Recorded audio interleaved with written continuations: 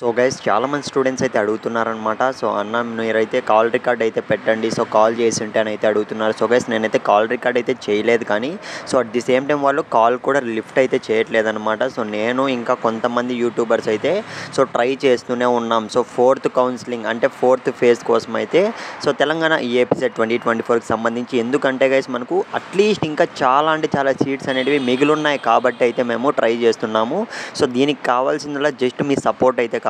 So ఎంతమంది అయితే so ఖచ్చితంగా కావాలనుకుంటున్నారో ఈ ఫోర్త్ కౌన్సిలింగ్ అనేది, సో ఖచ్చితంగా మీరు కింద కామెంట్ అయితే చేయండి. అట్ ది సేమ్ టైం వీడియోని లైక్ చేయడం మర్చిపోకండి.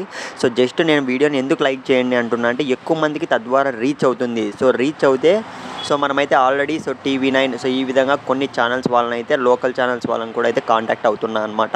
సో ఎందుకంటే వాళ్ళ నుంచి మనకు ఏదైనా సపోర్ట్ అనేది దొరుకుతుందేమో అని, ఎందుకంటే సో వాళ్ళ ద్వారానే వాళ్ళ నుంచి మనకు పైకి ఇన్ఫర్మేషన్ అనేది పోవడం జరుగుతుందన్నమాట. అందుకే వాళ్ళతో పాటు ట్రై చేస్తున్నాము.